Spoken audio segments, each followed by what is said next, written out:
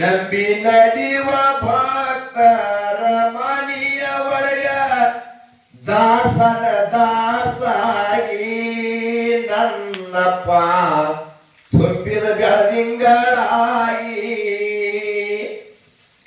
ನಂಬಿ ನಡಿವ ಭಕ್ತರ ಮನಿಯ ಒಳಗ ದಾಸನ ದಾಸಾಗಿ ನನ್ನಪ್ಪ ತುಂಬಿದ ಬೆಳದಿಂಗಳಾಗಿ ಯಾರು ನಂಬ್ಯಾರ ಅವ್ರ ಮನ್ಯಾಗ ದಾಸರಾಗ್ಯಾರ. ಅದಕ್ಕೆ ಹೇಳ್ತಾರಲ್ಲ, ನಂಬಲು ಮನವೇ ಹಂಬಲಸಿಯ ಕೆಡಬೇಡ. ನಂಬುದಂದ್ರೆ ಏನ್ರಿ? ಸತ್ಯ ಯಾವಾಗಂದ ಅದಕ್ಕೆ ನಂಬುದದ. ನಂಬಲು ಮನವೇ ಹಂಬಲಸಿಯ ಕೆಡಬೇಡ. ನಂಬಿಕೆಯ ಕಾರಣ ಸಂಬನ ಅರಮನೆ. ದೇವರನ್ನ ನಂಬಿ ಯಾರು ಕೆಟ್ಟಿಲ್ಲ, ದೇವರ ಕೆಡಿಕೆ ಯಾರು ಬದುಕಿಲ್ಲ ಅಂತ ಹೇಳ್ತಾರೆ. ಬಂದು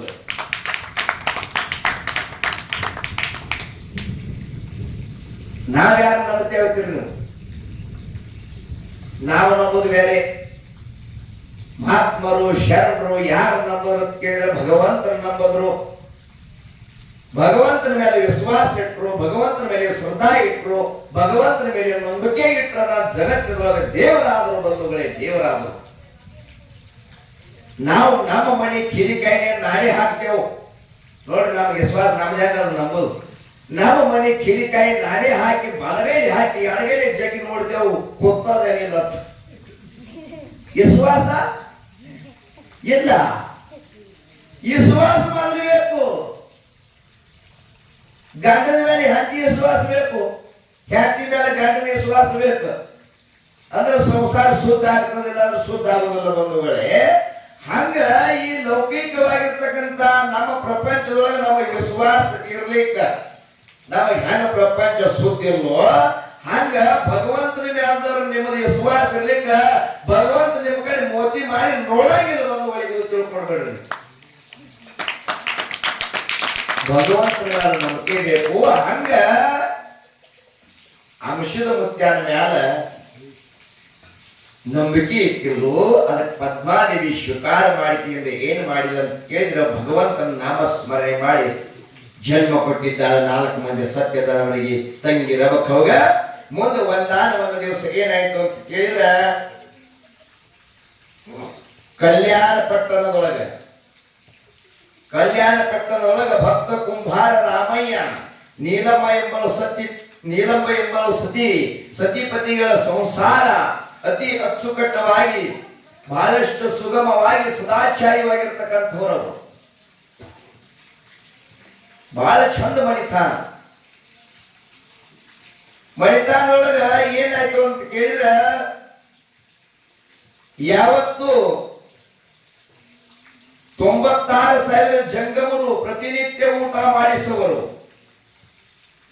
ಪ್ರತಿನಿತ್ಯ ಊಟ, ಪಾಠ ಪೂಜಾ, ಅವರ ಸೇವೆಯನ್ನು ಸದಾ ಕಾಲ ಕಳೆಯುತ್ತಿದ್ದರು. ಸದಾ ಕಾಲಗಳು ಇವತ್ತು ಏನಾಯ್ತು ಅಂತ ಕೇಳಿದ್ರೆ, ಅವ್ರಿಗೆ ಒಂದು ಕೊರತೀನಿ. ಎದ್ರ ಕೊರತಿ? ಅವ್ರ ಮಕ್ಕಳ ಕೊರತೀನಿ. ಈಗ ಎಷ್ಟೋ ದೃಷ್ಟಾಂತ ಕೇಳ್ಕೊತ ಬಂದ್ರೆ ಮಕ್ಕಳ ಕೊರತಿ ಸಲುವಾಗಿ ಎಲ್ಲೆಲ್ಲಿ ಹೋಗಿ ಏನೇನು ಮಾಡಿದ್ದಾನ. ನಾದ್ಯಾಪೂತ ಗ್ರಾಮದಲ್ಲಿ ಹೋಗಿ ಪರಿವಿಷಕ್ಕೂ ಹೇಳಿದಾತ್ರ ಗುಡ್ಡಕ್ಕೆ ಪಡ್ಕೊಂಡು ಹೋದ್ರು.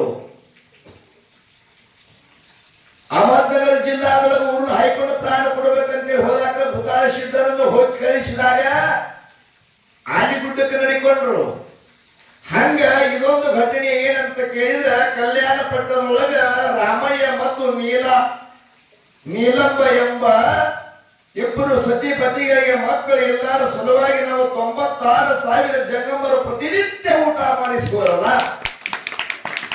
ಏನು ಮಾಡಬೇಕಂತ ತಿಳ್ಕೊಂಡು ವಿಚಾರ ಮಾಡಿದಾಗ ಆಗ ಹೇಳ್ತಾರ, ಯಡೂರ ವೀರಭದ್ರನಿಗೆ ಹೋಗಿ ಸೇವೆಯನ್ನು ಮಾಡ್ರಿ, ಮಕ್ಕಳಾಗತಾವ. ಹಾಗೆ ಅಂತ ತಿಳ್ಕೊಂಡು ಯಡೂರ ವೀರಭದ್ರನಿಗೆ ಹೋಗಿ ಸೇವೆಯನ್ನು ಮಾಡ್ಲಿಕ್ಕೆ ಚಾಲು ಮಾಡಿದ್ರು. ಆ ನಂತರ ಕೆಲವೊಂದು ಕಾಲ ಘಟಿಸಿದ ಬಳಿಕ ಯಡೂರ ವೀರಭದ್ರನಿಗಿಂತಲೂ ತಿರುಮೂಲಿ ತಿಮ್ಮಪ್ಪನ ಭಕ್ತಿ ಮಾಡಿದ್ರೆ ಮಕ್ಕಳಾಗ್ತಾವಂತೇಳಿ ತಿಳ್ಕೊಂಡು ಅಲ್ಲಿಯದ ಬಿಟ್ಟು ತಿರುಮೂಲಿ ತಿಮ್ಮಪ್ಪನ ಕಡೆ ಭಕ್ತಿ ಮಾಡಲಿಕ್ಕೆ ಚಾಲು ಮಾಡಿದ್ರು. ನಡೀತ್ರೆ ಕೆಲವೊಂದು ಕಾಲ ಭಕ್ತಿ ಹಿಂಗೆ ನಡೀತು ಮುಂದೆ ಕೆಲವೊಂದು ದಿವಸ ಆದ ಬಳಿಕ ಶ್ರೀಶೈಲ ಮಲ್ಲಿಕಾರ್ಜುನ ಕಡೆಗೆ ಕಳಿಸಿದ್ರು. ನೋಡ್ರಿ, ಗುಡ್ಡದಲ್ಲಿರುವಂತಹ ಶ್ರೀಶೈಲ ಮಲ್ಲಯ್ಯ. ಶ್ರೀಶೈಲ ಮಲ್ಲಿಕಾರ್ಜುನ ಭಕ್ತಿ ಮಾಡ್ಬೇಕಂತೇಳಿ ಸತಿಪತಿಗಳ ಅಲ್ಲಿ ಬಂದು ಏಕನಿಷ್ಠೆಯಿಂದ ಸದಾಕಾಲ ಭಕ್ತಿಯನ್ನು ಮಾಡ್ಲಿಕ್ಕೆ ಚಾಲು ಮಾಡಿದ್ರು. ಭಕ್ತಿ ಮಾಡಿದ್ರೆ ಹೆಂಗಂತ ಕೇಳಿದ್ರ ಸಾಕ್ಷಾತ್ ಮಲ್ಲಯ್ಯನೇ ಪ್ರಕಟ ಆಗುವಂಗ ಭಕ್ತಿ ಮಾಡಿದರು. ಮಲ್ಲಿಕಾರ್ಜುನ ಧ್ಯಾನ ಮಾಡುತ್ತಾ ಪ್ರಕಟ ಆಗಿ ಮಲ್ಲಿಕಾರ್ಜುನ ಏನ್ ಹೇಳ್ತಾನ ಒಂದು ದಿವಸ ಅಂತ ಕೇಳಿದ್ರ, ನಿಮ್ಮ ಹನಿವಾರದೊಳಗ ಮಕ್ಕಳಿಲ್ಲ ಅಂತ ಹೇಳಿ. ನಿಮ್ಮ ಹನಿವಾರದೊಳಗ ಮಕ್ಕಳಿಲ್ಲ ಅಂತ ಹೇಳಿದಾಗ ಸತಿಪತಿಗಳು ನಿರಾಶ್ಯದಿಂದ ಆಸೆಯನ್ನು ಬಿಟ್ಟರು.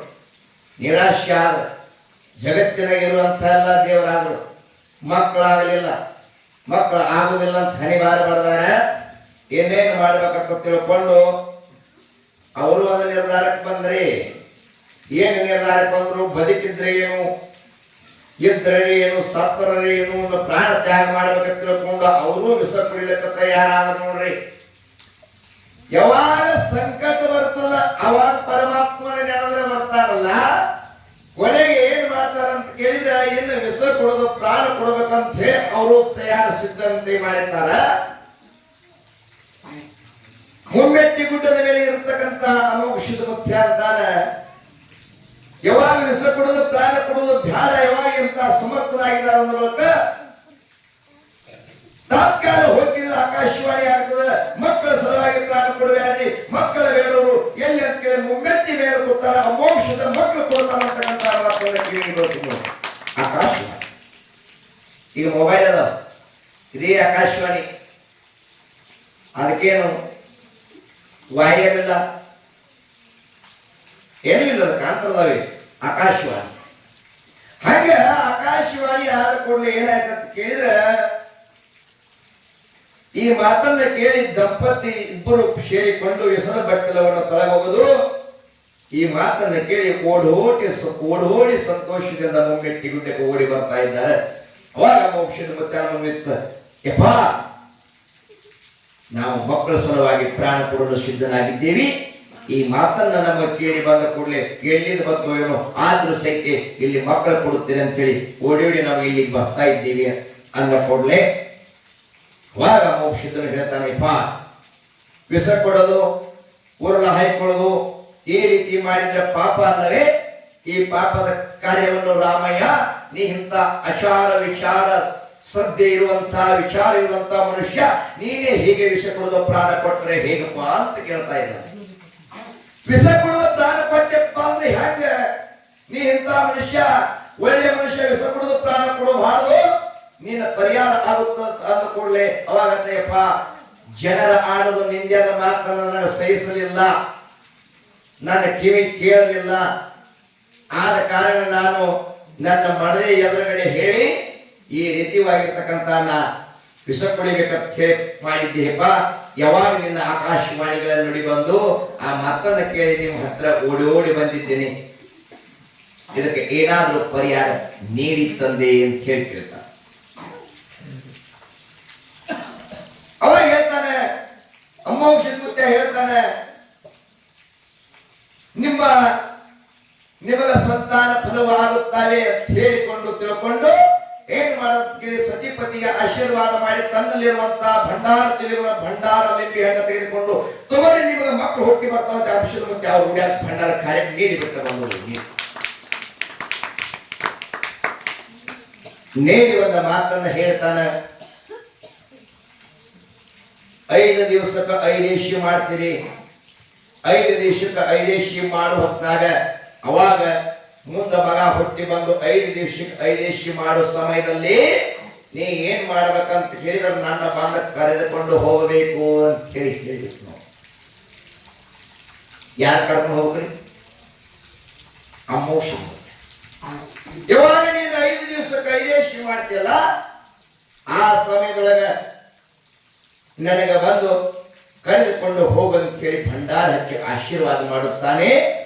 ಈ ಮಾತನ್ನ ಕೇಳಿ ಸಂತೋಷಭರಿತರಾಗಿ ಆನಂದ ಭರಿತರಾಗಿ ಏನು ಮಾಡಿದ್ರಂತ ಕೇಳಿದ್ರೆ ಸತಿಪತಿ ಇಬ್ಬರು ಸಂತೋಷದಿಂದ ತಮ್ಮ ಗ್ರಾಮಕ್ಕೆ ತೆರೆದರು ಅಂತಕ್ಕಂಥ ಮಾತನ್ನ ತಮ್ಮ ಎದುರುಗಡೆ ಹೇಳಬೇಕಾಗಿದೆ. ಬಂಧುಗಳೇ, ಸಂತಾನ ಫಲವನ್ನು ಪಡೆದುಕೊಂಡು ರಾಮಯ್ಯ ಮತ್ತು ನೀಲಮ್ಮ ಮುತ್ತನ ಆಶೀರ್ವಾದದಿಂದ ಮುಂದೆ ಏನು ಮಾಡ್ತಾರಂತಕ್ಕಂಥ ಮಾತನ್ನ ಈ ಮಾತ ನಿಮಗ ನಾಳಿನ ದಿವಸ ಹೇಳುವುದು ಅದ.